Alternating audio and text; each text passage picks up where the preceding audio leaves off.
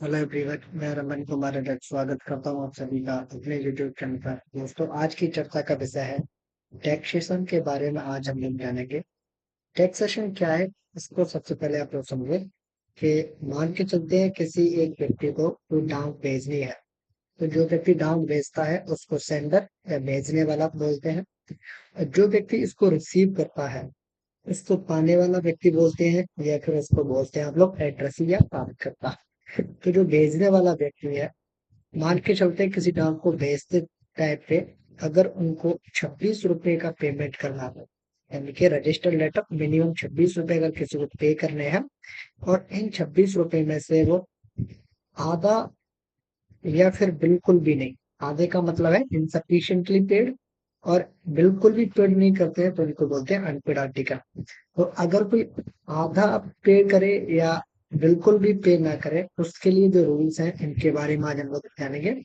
तो सबसे पहले ध्यान रखें कि अगर अमाउंट 26 रुपए पे करना है, 20 रुपए पे किया है, यानी कि 6 रुपए अगर बाकी है, तो ये जो 6 रुपए हैं वो पाने वाले व्यक्ति को देने होंगे अगर ये इस आर्टिकल को रिसीव करते हैं। तो अगर आर्टिकल रिसीव नहीं करते हैं और आर्टिकल लौट के जिस व्यक्ति ने भेजा है उसके पास में ही आ जाता है, तो जो भेजने वाला व्यक्ति है उसको ये जो पेमेंट्स है वो वापस पे करने होंगे पोस्ट ऑफिस को।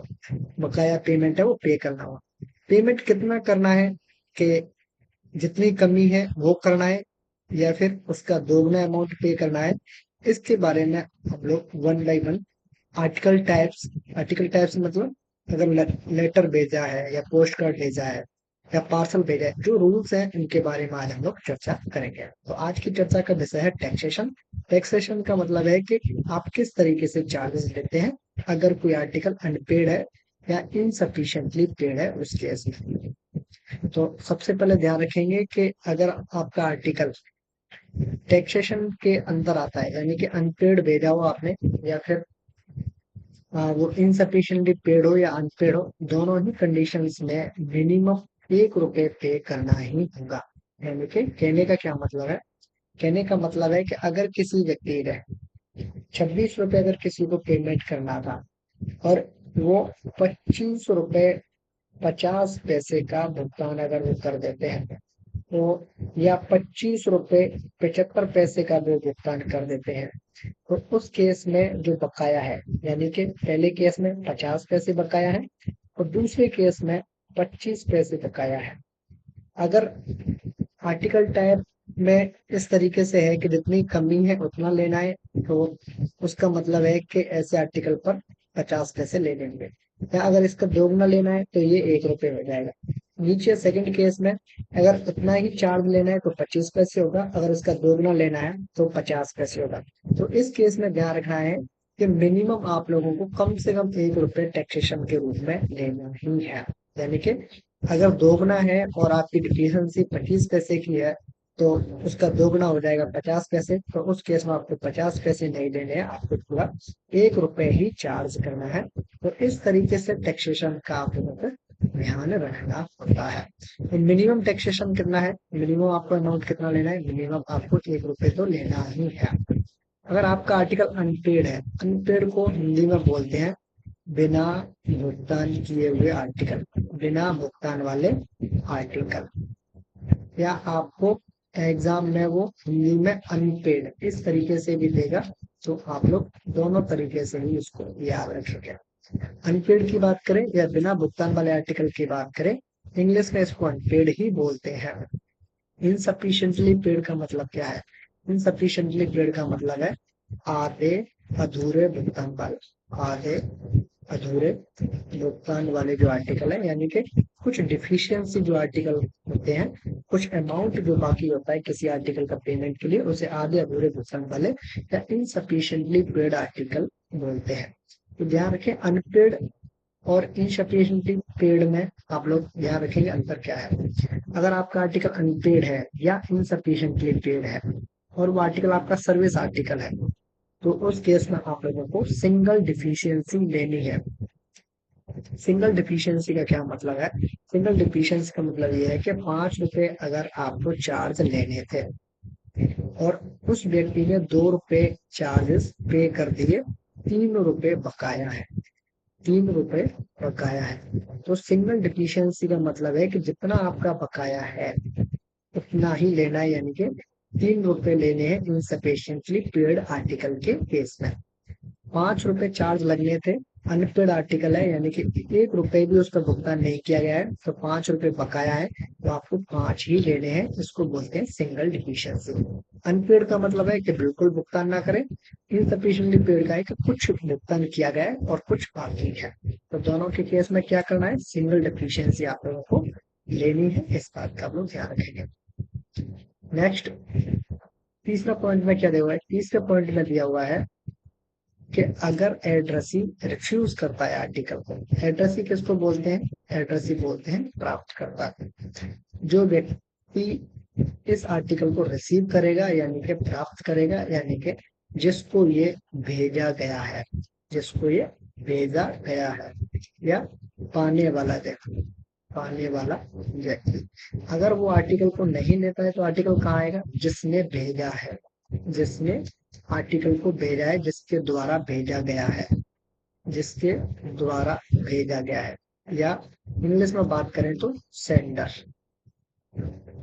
या फिर हिंदी में एक और अच्छा शब्द है भेजने वाला व्यक्ति, भेजने वाला व्यक्ति। तो अगर कोई आर्टिकल कोई व्यक्ति रिसीव नहीं करता है, एड्रेस ही रिसीव नहीं करता है, तो उस केस में वो आर्टिकल आएगा भेजने वाले व्यक्ति के पास में, सेंडर के पास में आ जाएगा। और सेंडर को जो डिफिशियंसीज है, यानी कि जो टैक्सेशन है, चाहे वो इनसफिशिएंटली पेड हो या अनपेड हो, वो पे करनी ही होगी। यानी कि अगर एड्रेस ही आर्टिकल को लेने से मना करता है तो जो राशि है वो भेजने वाले व्यक्ति से लेनी होगी। और किस तरीके से लेनी होगी इसके बारे में हम लोग अभी चर्चा करेंगे। तो सबसे पहले जानेंगे लेटर्स के बारे में। लेटर से पहले आप लोग एक बात का ध्यान रखें, कई बार हम लोग पढ़ चुके हैं, प्रथम श्रेणी की जो डाक है, प्रथम श्रेणी की जो मेल है, उसमें 3 प्रकार के आर्टिकल आते हैं। पहला है लेटर, दूसरा है इनलैंड लेटर कार्ड, अंतर्देशीय पत्र कार्ड, या जैसे हम लोग इनलैंड लेटर भी कहते हैं। इनलैंड लेटर या आईएलसी या अंतर्देशीय पत्र कार्ड, तीनों के मीनिंग एक जैसे है।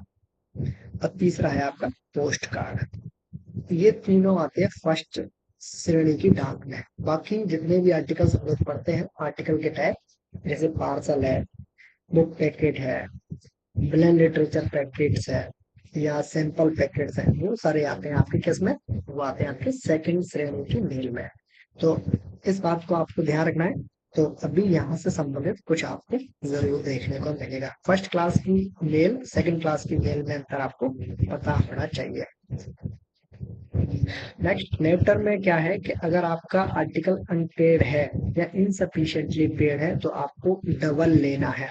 सर्विस आर्टिकल कैसे बोलते हैं, सर्विस आर्टिकल्स बोलते हैं जो व्यक्ति सर्विस आर्टिकल्स को भेजने के लिए ऑथराइज है, यानी कि कुछ चुनिंदा लोगों को ही, कुछ चुनिंदा ऑफिसर्स को, गवर्नमेंट के ऑफिसर्स हैं, प्राइवेट ऑफिसर्स हैं, उनको ही सर्विस आर्टिकल्स भेजने की अनुमति दी गई है। बाकी के जो आर्टिकल्स हैं वो नॉर्मल आर्टिकल्स होते हैं और हमें पढ़ना नॉर्मल आर्टिकल्स के लिए ही है।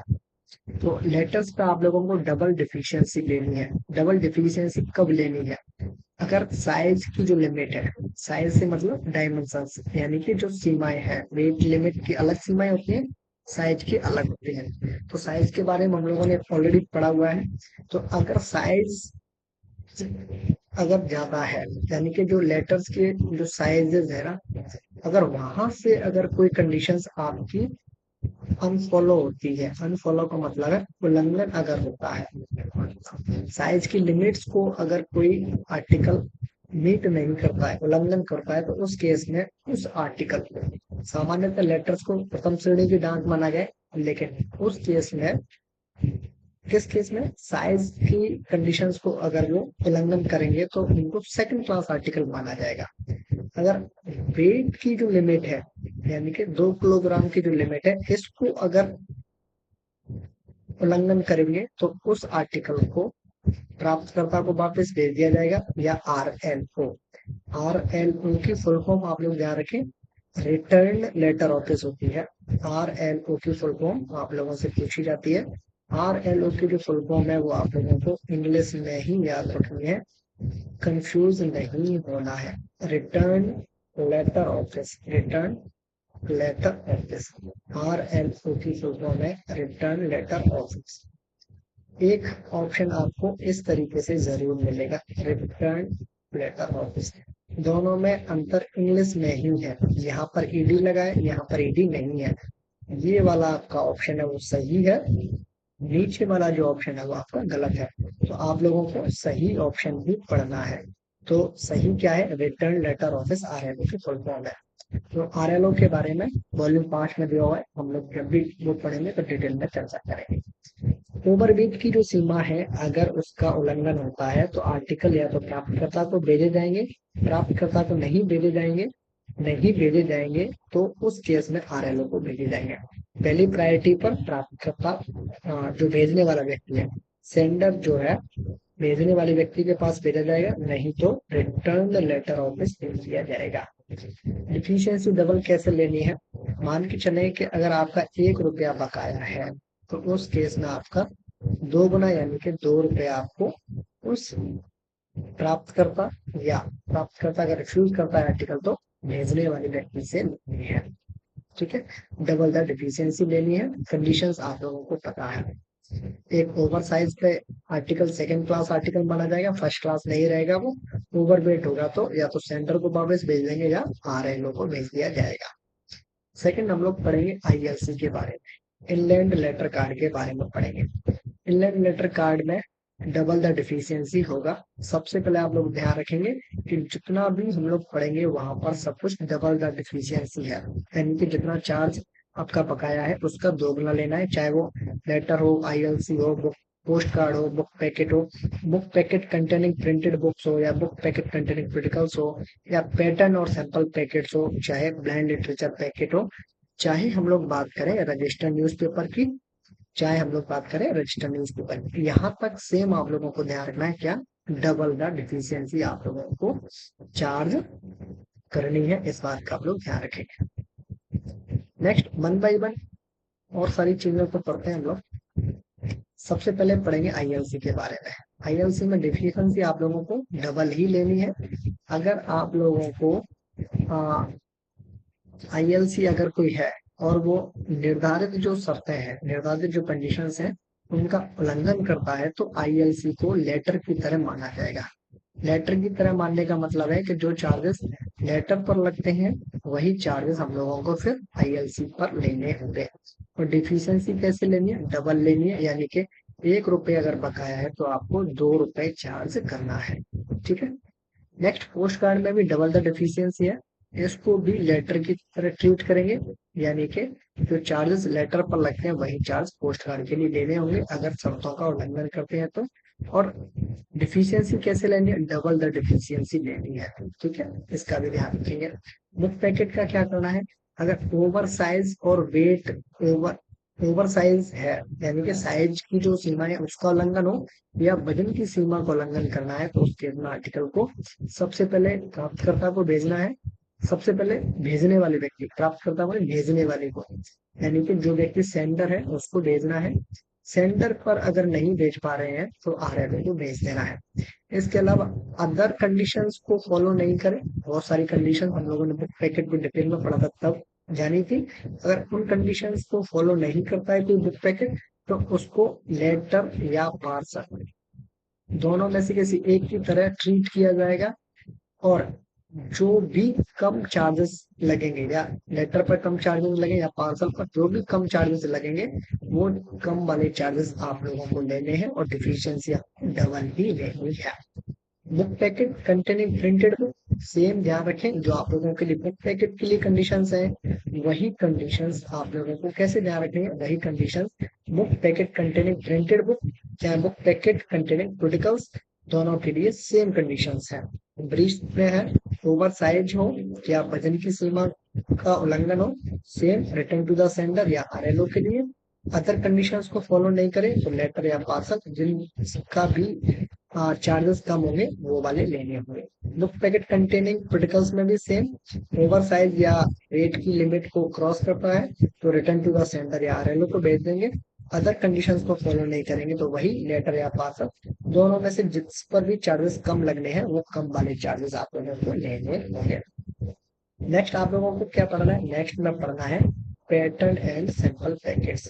पैटर्न एंड सैंपल पैकेट्स की जो वजन सीमा है उसका भी ध्यान रखेंगे। यहाँ पर वजन सीमा बुक पैकेट की 5 किलोग्राम है, लेकिन पैटर्न एंड सैंपल पैकेट्स की जो वजन सीमा है वो अधिकतम 2 किलोग्राम है। और इसका भी ध्यान रखेंगे कि डिफिशियंसी तो डबल लेनी है, लेकिन अगर निर्धारित शर्तों का उल्लंघन होता है तो या तो उसे लेटर या पार्सल, जिस पर भी चार्जेस कम लगने हैं वो चार्जेस आपको लेने हैं अगर कंडीशंस को फॉलो नहीं करते हैं तो उस केस में। ब्लाइंड लिटरेचर पैकेट में डिफिशियंसी डबल ही लेनी है, लेकिन सेम अगर निर्धारित शर्तों का उल्लंघन होता है तो उसको लेटर या पार्सल जो भी अमाउंट कम है उसकी तरह आप लोगों को पे करना है, यानी कि वो चार्जेस आप लोगों को वसूलने होंगे कस्टमर से। नेक्स्ट रजिस्टर्ड न्यूज़पेपर के लिए सेम कंडीशंस के डबल द डिफिशियंसी लेनी है, निर्धारित शर्तों का उल्लंघन होता है तो उसे बुक पैकेट या बुक पैकेट कंटेनिंग प्रिडिकल्स दोनों में से किसी एक तरीके से आप लोगों को उनको ट्रीट करना है, और जो डिफिशियंसी है वो आप लोगों को डबल द डिफिशियंसी चार्ज करनी है। स्पेशल केस पार्सल को पढ़ें। पार्सल में 3 कंडीशंस है, तीनों के लिए अलग अलग है। पहला है कि अगर पार्सल में कुछ ऐसी चीजें भेजी जाए जो प्रोहिबिटेड है, प्रोहिबिटेड का मतलब होता है निषिद्ध वस्तु है, और निषिद्ध वस्तुओं का मतलब है कि ऐसे आर्टिकल्स जो कि डाक से भेजे नहीं जा सकते हैं, यानी कि बाई इंडिया पोस्ट जो चीजें नहीं भेजी जाती हैं और वो किसी ने भेज दी पार्सल में पैक करके, तो ऐसे आर्टिकल्स को आगे नहीं भेजा जाता है। अगर वो जहां पर भी पकड़ में आ जाते हैं वहीं से उनको वापस करना है, पहला। दूसरा, अगर कोई पार्सल आपका लेटर बॉक्स में किसी ने डाल दिया, अगर कोई पार्सल लेटर बॉक्स में डाल दिया है तो उस केस में क्या करना है आपको, उस केस में आप लोगों को ध्यान रखना है कि उस पार्सल को रजिस्टर्ड पार्सल यानी कि पंजीकृत पार्सल की तरह ट्रीट करना है। पंजीकृत पार्टी पार्सल की ट्रीट करने का मतलब है कि जो चार्जेस पंजीकृत पार्सल पर लगते हैं वही चार्जेस लेने हैं। दूसरा, जो चार्जेस हैं डिफिशियंसी वाले वो आपको डबल लेने हैं, ध्यान रखेंगे। पोस्टेज चार्जेस हो या रजिस्ट्रेशन फीस की बात करें, आप लोगों को दोगुने चार्जेस लेने हैं। जो रजिस्टर्ड पार्सल पर अगर 50 रुपए लगते हैं तो आप लोगों को 100 रुपए चार्ज करना है अगर कोई पार्सल आपका लेटर बॉक्स में मिलता है तो उस केस में। नेक्स्ट आपका क्या है कि अगर किसी पार्सल में ऐसी कोई चीज मिल जाए जिसमें एक कम्युनिकेशन से ज्यादा हो, यानी कि 1 कम्युनिकेशन तो आपका पार्सल में अलाउड है, लेकिन ऐसा कोई आर्टिकल मिल जाए जिसमें एक से ज्यादा कम्युनिकेशन हो तो उस केस में क्या करना है कि each communication in excess of 1, एक से ज्यादा अगर आपका कोई कम्युनिकेशन है, जैसे मान के चले किसी ने 5 कम्युनिकेशन भेज दिए तो एक तो आपका अलाउड है और 4 आपके गलत तरीके से जा रहे हैं। तो 4 पर आपको क्या करना है कि 4 को आपको अनपेड लेटर, अनपेड लेटर का मतलब है कि अगर लेटर पर चार्जेस 5 रुपए लगने हैं, अनपेड लेटर पर चार्जेस 5 रुपए लगने हैं तो आप लोगों को डबल चार्ज लेना है। तो अनपेड लेटर पर जितना चार्ज लगेगा उसका डबल लेना है। किनके लिए, जो 4 कम्युनिकेशन एक्स्ट्रा जो भेजे हैं या जो रूल के खिलाफ भेजे हैं उनको अनपेड लेटर की तरह ट्रीट करना है, और डिफिशियंसी आपको डबल लेनी है। इस केस में ध्यान रखेंगे। और एक बात का और ध्यान रखेंगे कि जो पोस्टेज ऑलरेडी पे की है इन पर, जो 4 एक्स्ट्रा कम्युनिकेशन है उन पर, उनको आपको काउंट नहीं करना है कि इतना आप लोग पे कर चुके हैं, उनको आपको अनपेड ही मानना है। और प्राप्तकर्ता अगर आर्टिकल को लेने से मना करे तो ऐसे आर्टिकल्स पर जो पैसे की वसूली है वो किन से करनी है, वो आपको वसूली सिर्फ और सिर्फ प्राप्तकर्ता से ही करनी है, सेंडर से नहीं करनी है, ध्यान रखेंगे। No amount will be recovered from him, him का मतलब है सेंडर से। कहने का क्या मतलब है, कहने का मतलब है कि एक पार्सल में 5 कम्युनिकेशन थे, 5 कम्युनिकेशन में से एक आपका अलाउ है, 4 आपके कम्युनिकेशन अलाउ नहीं है। 4 कम्युनिकेशन अलाउ नहीं है और ये पार्सल पाने वाले व्यक्ति ने ले लिया, यानी कि एड्रेस ही इसको रिसीव कर रहा है, रिसीवर इसको रिसीव कर रहा है। तो इस केस में क्या करना है कि चार कम्युनिकेशन पर इनको अनपेड लेटर मानते हुए, बिना भुगतान वाला लेटर मानते हुए जो भी चार्जेस लगेंगे उन चार्जेस का दोगुना अमाउंट पाने वाले व्यक्ति यानी कि रिसीवर से लेना है।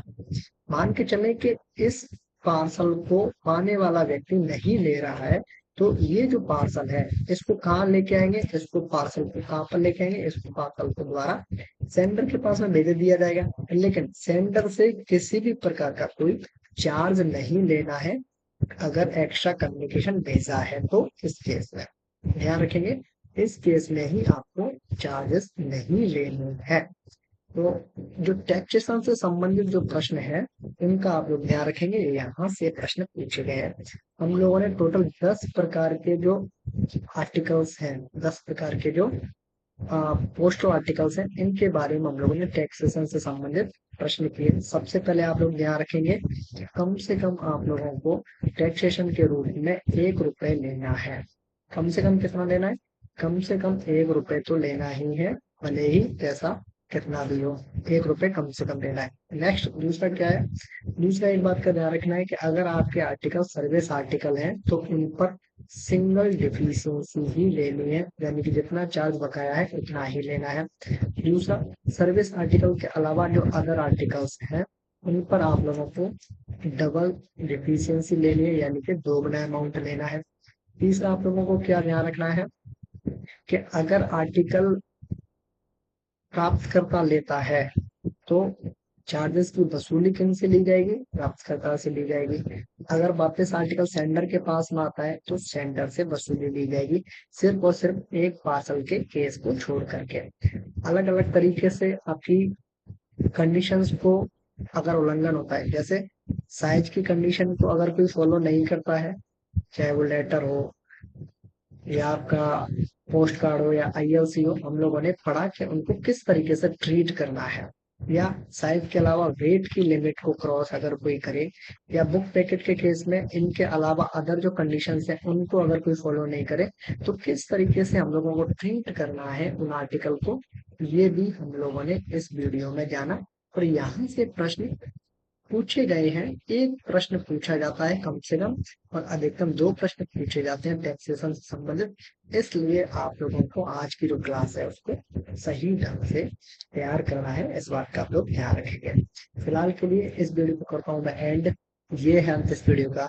धन्यवाद।